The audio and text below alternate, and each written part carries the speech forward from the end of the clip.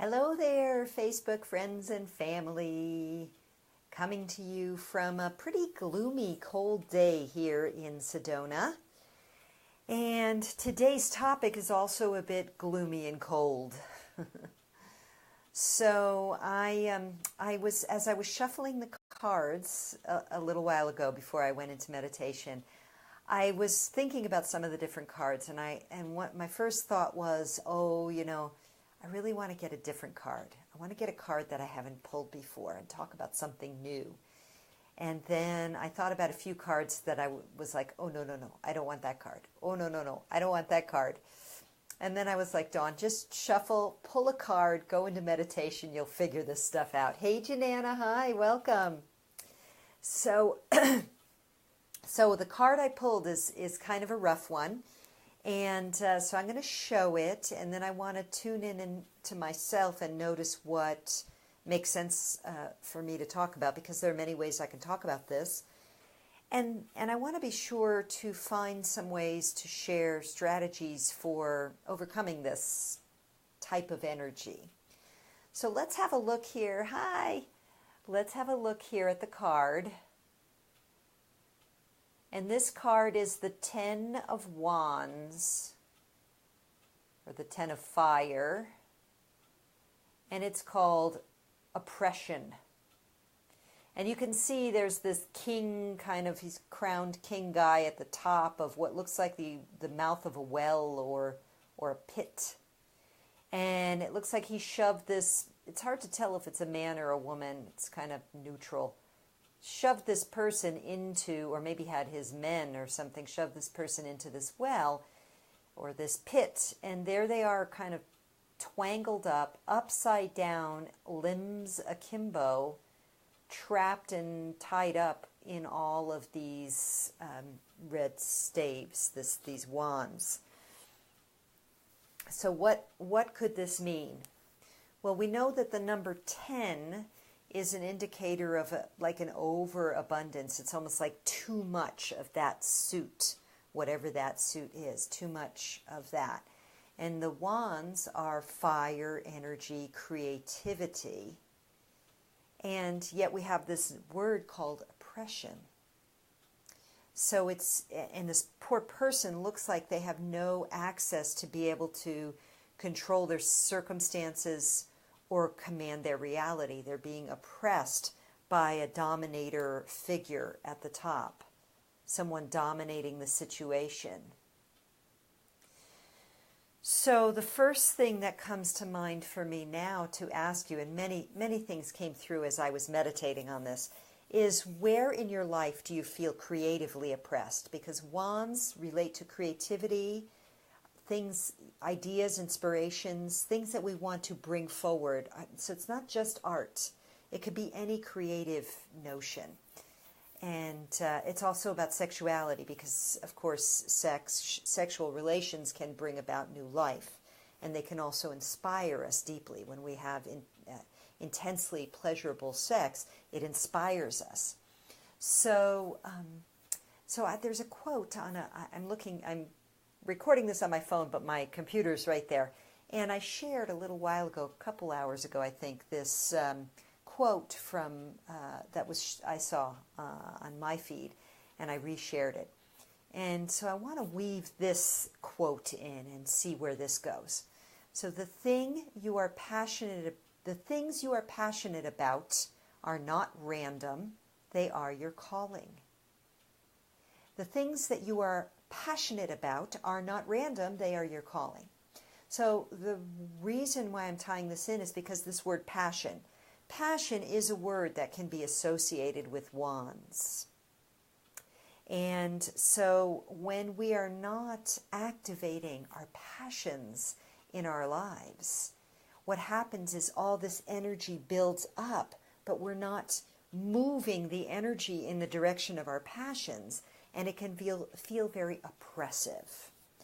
And it can feel like there's a point you can get to where it's like you have so many ideas or so many dreams and hopes, and the years, or so many passions, the years, the months, the weeks, the months, the years go by, and without any action toward those passions, it can just start to feel like this weight that you can't really ever get off your shoulders.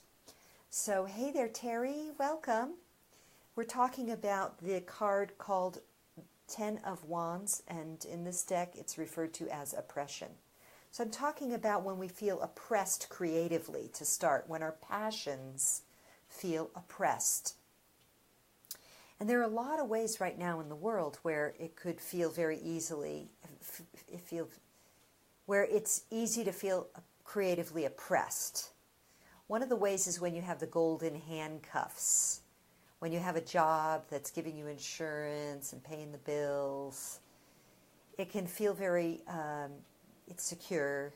Maybe even you make a lot of money. Sometimes people, that's why they call them golden handcuffs. Maybe you're making a lot of money. It's hard to walk away from that. But if there's a song, a passion calling you that you're not acting upon because you're tied into these golden handcuffs of a job that pays the bills, gives you insurance, and maybe gives you a lot of extra money, that can be very, very oppressive. Another way that oppression can show up is in consumer debt. This is an extremely big problem, particularly with Americans, because credit is given so freely, and debt and the programming to consume and to buy crap is so strong. And I've danced with consumer debt several times in my life and had to get really creative and really committed and really disciplined to get myself out of it, because it's oppressive when all your money is going out every month toward credit card debt. You don't have any money to pivot in a new direction. You don't have any money to CYA if the shit hits the fan. So it's extremely oppressive to be in credit card or consumer debt. And one of the best things you can do about that is to get a strategy in place. And there are strategies to really accelerate your debt payoff while saving some money. So that's another way that things can feel oppressive. Another way is when you just have too many responsibilities. You say yes to too many things. You have too many kids. Too much is expected of you, of your partner, from your partner. All of these things can start to feel like oppression. So I'm giving sort of broad strokes right now. And I know that every day when I show up here and I read a card, that it has specific meaning to someone who watches it live on the call or watches it later. So I just kind of riff on the topic based on what I'm being guided to, what's popping up, because really every card has many layers of meaning. So I have to pluck from divine guidance, or maybe divine guidance is plucking from my information source, my brain, my knowledge base, what needs to come forward. So what's coming forward right now are these aspects of oppression, where we feel we are not acknowledging our passions and letting our dreams slip by, letting our calling slip by, where we are drowning in consumer debt and not putting together a strategy to escape it and to stop the behavior, where we say yes too much because we want to be nice and we want people to like us, and then we feel oppressed by a schedule that's overwhelming.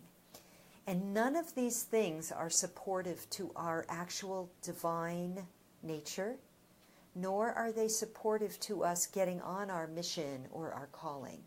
And if you've been watching my videos, you know some of them, and yesterday was a strong one. I talk about the times we're in. And I talk about my true belief that we are at a time of great change on planet Earth, of conscious human evolution, the evolution of our consciousness. And we are just at the very beginning of this. And because we are at the very beginning of it, there are very few of us, relatively speaking, who are what we would call awakening.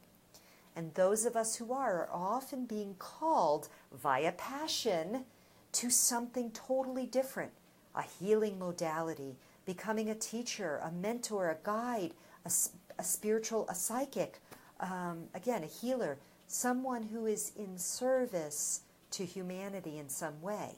And sometimes that calling, that passion, makes no sense because we're stuck with the golden handcuffs, or saying yes too much, or too much debt, and we feel like there's nothing we can do about it. But remember, the things that you are passionate about are your calling. And as I said, I believe that we are in times of great change. And if you are being called on some kind of spiritual level to do something different, it's because your higher self, your soul, your divine guidance is calling you to prepare for the coming wave of need. And that's exactly what my work is dedicated to. That's why I get on these calls, on these videos. I don't get paid for this. So I do get paid. I do work with clients, and the work I do is in service to preparing the next generation of leaders and teachers and healers to clear and heal their own energy fields, to get their businesses online, either virtually online or literally activated, to prepare for the coming need. Because there will be great need, and we need many leaders, we need many healers, we need many teachers. So if the oppression is showing up for you in a creative way, and wands do indicate creativity, what can you do? What can you do if you are stuck in the golden handcuffs? What can you do if you do feel like you just say yes to everybody, or you've got too many responsibilities and you've got no breathing room for yourself? Hey, Christina, hi. What can you do?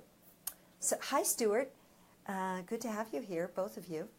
So let's look first metaphorically at what you can do. Whether, again, you're saying yes too much, you're in too much financial debt, you are oppressed by golden handcuffs, or perhaps literally someone has sabotaged you recently and you find yourself in a very difficult bind. So we'll look metaphorically first at the character, the figure in this image, the one who is upside down and entwined in all these staffs in this cave or this pit. What can she do, she or he? Well, one thing this person can do is start to turn around and grab hold of one of the staffs and reposition herself to an upright position. Now, at that point, she could reach and climb out of the pit. However, with that king standing there, that might be problematic. She might have to fight him. So she may actually want to get herself upright, grab one of the staffs, and knock that king aside or push him aside before she gets out. So that's just symbolic metaphor. And if you are a visual person, I would invite you to definitely mull around with this and notice what practical, literal pieces of information that metaphor, that symbolism offers you as a creative solution out of oppression. But now let's just talk practical. I'm sorry, I keep itching my arm. I think a mosquito bit me. I keep scratching here. Okay, so what would be a way to literally get yourself out of, let's start with the golden handcuffs, because that's what I started with. So you've got a job, you've got a responsibility. It takes a lot of your time and it takes a lot of your creative energy. It pays the bills, it may support you meagerly or lucratively. It probably gives you some kind of insurance or other protection. And it could be, so again, it could be just a security blanket. It could also be kind of like the goose that laid the golden egg. You don't want to get rid of it. What do? Well, the first thing is to ask yourself and be really honest, how miserable am I in this job? Because the misery will suck the life force out of you to a point where you may never be able to actualize your dreams. Now, I know that sounds really harsh, so I don't want it to be too harsh, but I just want you to get real with yourself about it. And then you can look and say, well, all right, what can I do? What kind of plan can I put in place? What kind of strategy can I put in place to have an exit in 6 months, 1 year, 2 years, 3 years, something like that? What needs to happen? Do I need to get out of credit card debt? Is that what needs to happen? Do I need to reduce my expenses right now? Do I need to activate that creative dream 2-3 hours a week just to give it energy? Because what we focus on gets the life force energy from us, and we can grow it. But if you don't ever give it attention, if you say, one day I'm going to write the great American novel, but you haven't even picked up a pen, it's probably not going to happen anytime soon. Hey, Christina. Hi, Peter. So what can you do? So probably there's a combination of things. One of the things absolutely can be starting to activate that passion, that sweet dream, even as you're in the quote-unquote golden handcuffs of that lucrative or just foundational job that you have. You've got to give some love to the thing, the passion that you want to activate, so that you don't feel so oppressed by your circumstances. The next thing you can do is really crunch your numbers. If there's anything at all related to finances. Now, maybe you're fine financially, but maybe you say, well, everything is kind of hunky-dory the way it is. It's all flowing okay. But boy, if I wanted to do that thing that's really my passion, I'm going to have to go back to school, or I'm going to have to invest $10,000, or I'm going to have to invest in infrastructure for a website, or whatever. And I just don't have that. Okay, that's cool. Well, what are you going to do about it? Maybe you have to say, you know what, every week I get a $5 coffee at Starbucks 3 times a week. That's $15. That's $60 a month. What if I saved 60 and matched 60? And I committed to a year of that? Or something like that. What if instead of buying Christmas presents, I sent cards and took that and invested in something that I know is going to be a more impactful way for me to gift the planet in the years ahead? So I'm just kind of pulling these out of the ethers ideas, but basically coming up with a very logical strategy with numbers and step by step in order to begin to nourish the passion so that you don't feel oppressed. Now, another way that we can feel really oppressed is when we don't know how to say no. When we say yes to everybody because we want to be liked and we want to be loved. And I'm sending love to you on your way, Christina. I'll see you in Asia next year. Safe travels, my dear sister friend.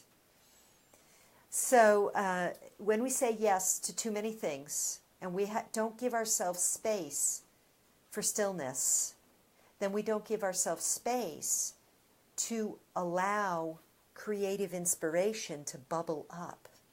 This is why I'm such an advocate of meditation. And I'm also an advocate of sometimes just sitting around. And I don't mean sitting around watching TV. I mean, if you want to kill your creativity, if that's your motivation, then go ahead and watch TV daily. That's a great way to kill your inspiration, your creativity, and ultimately to feel oppressed. Because the entertainment on there, most of it, the vast majority, is designed to place fear in your heart, fear in your mind. Hey, Angelina. Hi. Good to have you here. So, if you say yes a lot, it's time to start learning the word no.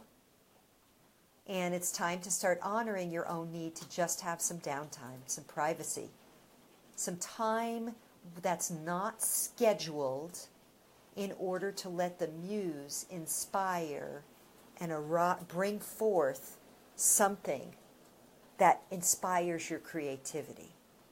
Because if you just work all the time, work, work, work, sleep, sleep, sleep, work, eat, sleep, work, eat, sleep, work, eat, sleep, watch TV, there's no space for the muse to inspire you, for your soul to reveal your passion.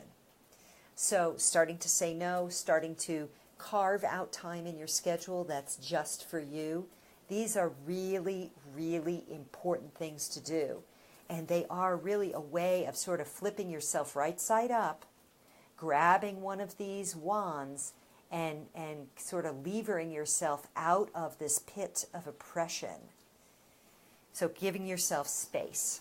So so let me start wrapping up here. Let me tune in.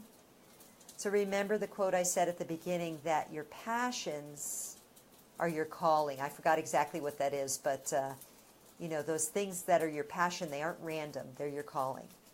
And if you're feeling passionate about something, or you're feeling a calling towards something, but you're not acting on it, what is oppressing you? Is it the golden handcuffs of a job that takes all your time and energy?